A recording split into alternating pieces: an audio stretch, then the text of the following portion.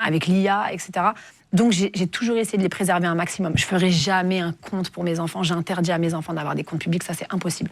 Parce que je suis déjà connue et pour moi ils n'ont pas à payer d'être les enfants de quelqu'un de connu. Donc je les protège au maximum.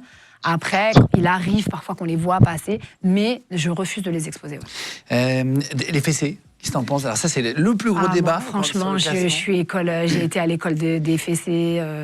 Ça ne veut pas dire que je tape mes enfants, pas du tout. Il ne faut pas en mettre n'importe. Non, bien sûr. Mais ça m'est arrivé. Bon, moi, ils sont morts de rire quand ça ne marche pas du tout. Très honnêtement, ils sont morts de rire. Mais, moi, je ne suis pas du tout anti-fessée et tout. Quand il faut, en fait. Y a pas. Est-ce qu'une fois, tu as regretté d'avoir fait ce métier vis-à-vis de tes enfants? Écoute, non, pas pour l'instant. Je leur explique beaucoup de choses. Bon, mon fils est très grand maintenant, il connaît tout. Il me pose plein de questions. Moi, je suis vraiment dans une éducation où je leur explique tout. Donc, s'ils m'ont posé parfois des questions... Mais en fait, il n'y a rien que je n'assume pas dans ce que j'ai fait. J'ai toujours été quand même très en adéquation avec mes valeurs, avec qui je suis. J'ai jamais fait des choses dont j'ai honte. Même si... Mais je te disais, à l'école, est-ce qu'il y en a qui... par contre, j'ai eu des moments difficiles avec mon fils quand il est rentré au collège, c'est vrai, maintenant qu'on en reparle. Et où sa première année de collège, l'intégration a été difficile parce qu'ils ont compris que j'étais sa mère et qu'ils lui ont un peu fait payer. Et je suis allée à l'école, moi, je suis allée attraper les gamins et les parents. Et ça a calmé tout le monde. Et le lendemain, tout le monde s'est calmé. Et après, il m'a dit, maman, merci depuis... Et ça m'a fait de la peine parce que j'ai senti qu'il y avait comme un espèce de, pas de l'inverse d'un traitement de faveur, mais je sentais qu'il le pointait un peu du doigt. Ah, sa mère, c'est Vita. Et en fait, je suis allée attraper les gamins, les parents. J'aurais dit, chez nous, tout le monde est pareil. Je dis, moi, en fait, on parle pas de la mère des gens. Donc, je suis tombée sur l'enfant en question et son père, qui était très gentil, mais qui n'était pas au courant. Et je lui ai expliqué, en fait, c'est un enfant comme tout le monde. Je suis tombée sur le père, j'ai dit, il tombe bien. Je dis, bonsoir. Vous êtes au courant Elle était ravie de tomber sur moi, il était comme ça. Il avait quel âge, l'enfant? C'était son année il avait 11 ans, c'était sa première... Mon fils, il a un an d'avance, c'était son année de 6e. Et franchement... il faut calmer tout de suite. J'ai très calmement, je leur ai expliqué, je me suis dit, vous savez, moi je suis une maman comme tout le monde. Et d'ailleurs, dans toutes les autres écoles, j'avais jamais eu ce souci. Et c'est quand il est rentré au collège, et j'ai dit, voilà, donc il va falloir vraiment que ça se passe différemment. Et donc le père a mis un peu une pression à son fils. Je lui ai dit, non mais tranquille, après ils se sont excusés.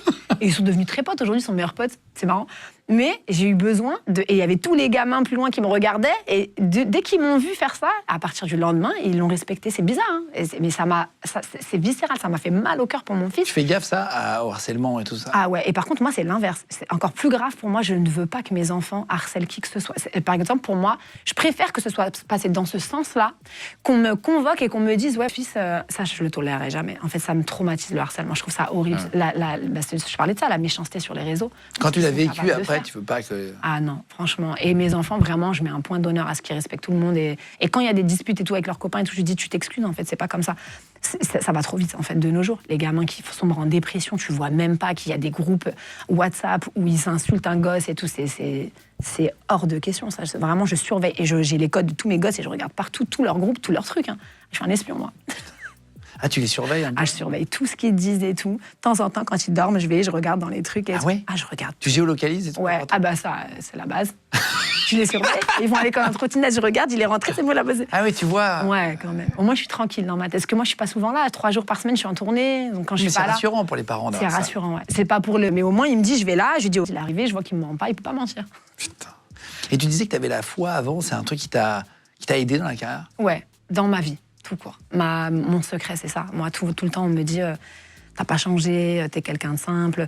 Je suis quelqu'un de sauvage, j'ai toujours été comme ça. Je pense que je tiens de mon père. J'ai jamais été people, jamais été à l'aise d'ailleurs dans ce métier, dans la lumière, tu vois. Quand dans le côté, tu sors d'une émission de télé, tout le monde va boire du champagne, tout le monde va. Moi, je sors d'une émission de télé, je rentre chez moi, tu vois. J'ai toujours été à l'aise dans mon cercle. Et mon apaisement, c'est mon lien avec... c'est ma foi, vraiment, c'est ma prière. J'ai toujours prié toute ma vie. Je rate pas une prière pour une émission ou pour un truc. C'est vraiment... C'est comme ça, c'est en moi. J'ai besoin de prier 5 fois par jour. J'ai besoin de vider mon cœur. J'ai besoin de m'accrocher à ça. Et quand, d'un coup, un truc un peu dérisoire prend trop de place dans ma tête, je redescends, je me dis, oh, c'est un métier, c'est ta passion, tranquille. Un jour, tu vas mourir. Je me dis toujours ça et je dis tout le temps à mes enfants. C'est rien, en fait. On ne sauve pas des vies, c'est pas très grave. Il y a toujours plus grave. Et en fait, ça remet un peu les choses à leur place et ça te permet de relativiser et te dire, c'est que du bonheur de vivre des choses comme ça. Il faut garder le positif. De dire que tu fais que du divertissement. Je fais que du divertissement. Que du... Les gens te disent tu m'aides, tu me fais du bien. Moi, je veux pas rentrer dans ce schéma-là de me dire je les aide parce que je trouve qu'on n'est pas médecin. Mais ça me touche quand quelqu'un me dit ta chanson, elle m'a fait tellement de bien. J'ai vécu cette histoire. C'est l'histoire de mon premier album. Les gens me parlent encore d'À fleur de toi, de ma sœur, de toutes ces chansons. Ça me touche de savoir que ça peut aider les gens, les toucher. Mais je fais ça parce que c'était ma passion et parce que j'adore partager ça avec les gens. Mais j'ai pas la prétention de sauver les gens, hein, je le sais bien. En 2018, tu vas sortir un titre avec Slimane, je te le donne, le duo cartonne. J'avais noté 50 millions équivalent stream. Je sais pas si c'est équivalent stream, mais ouais. Bon, en tout cas, ça marche partout, ça tourne partout, etc. Vous avez enchaîné, tu disais avant, l'année d'après, avec l'album Versus. Ouais. Non, c'est ça. Hein, album Versus, ouais. Qui avait 10 de diamants aussi. Ouais, qui a fait 1 million, plus d'1 million. Beaucoup de succès. Au départ, tu voulais pas faire l'album avec Slimane et moi. Je l'invite sur ma réédition. On fait Je te le donne, la chanson cartonne. En fait, lui, il avait repris ma chanson À fleur de toi dans The Voice. J'étais très touchée par Slimane, on se connaissait pas du tout. Et puis, on se retrouve en studio, on fait Je te le donne, ça se passe bien. Et mon mari nous dit, vos deux voix ensemble, il y a un truc incroyable, en fait. Vous vous rendez pas compte, vous devriez faire plus de titres, vous devriez faire un album commun. Et tous les deux, on éclate de rire, et on se dit, mais pas du tout, en fait. Je venais de renouer avec le succès, mon dernier album solo, il était double platine. J'avais déjà des chansons pour l'album d'après. Slimane, pareil, il allait enchaîner son album. Tous les deux, en fait, à ce moment-là, on se kiffe et tout, mais on se dit non, en fait, on n'a pas envie.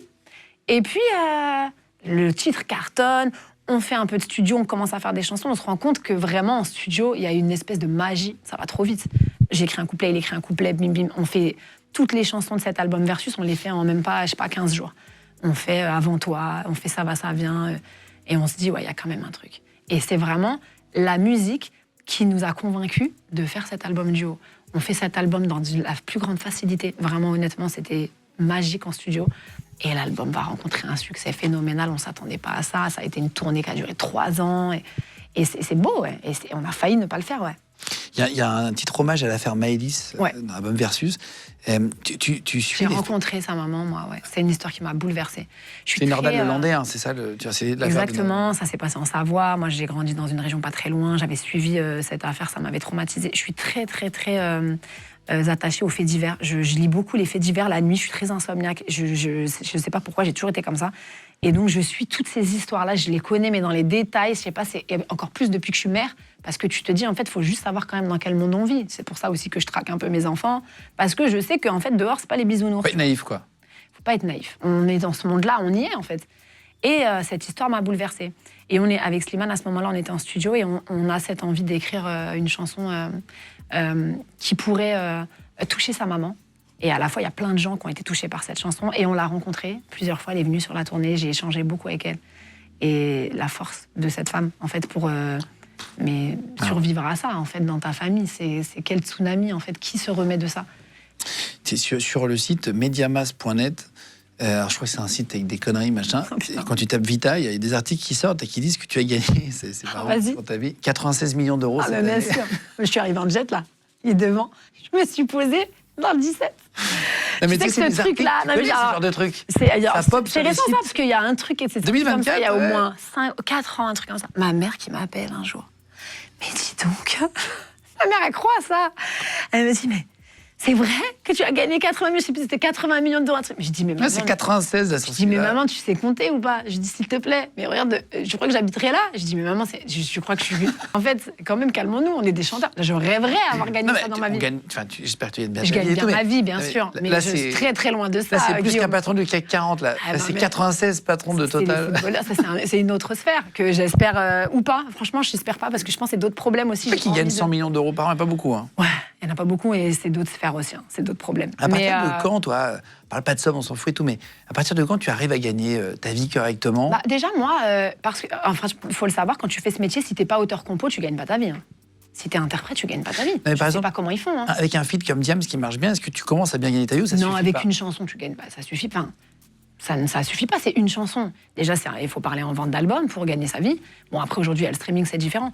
Mais je veux dire, déjà, moi, je viens d'une époque où il y a plein d'artistes qui étaient interprètes. Quand tu es interprète, tu n'as pas de SACEM, puisque tu n'es pas auteur. Mais tu peux quitter ton boulot de vendeuse et vivre quand même. Alors, moi, j'ai été vendeuse pendant très longtemps, jusqu'à ce que je signe en maison de disque je suis retournée travailler dans cette boutique, c'était l'échec de ma vie.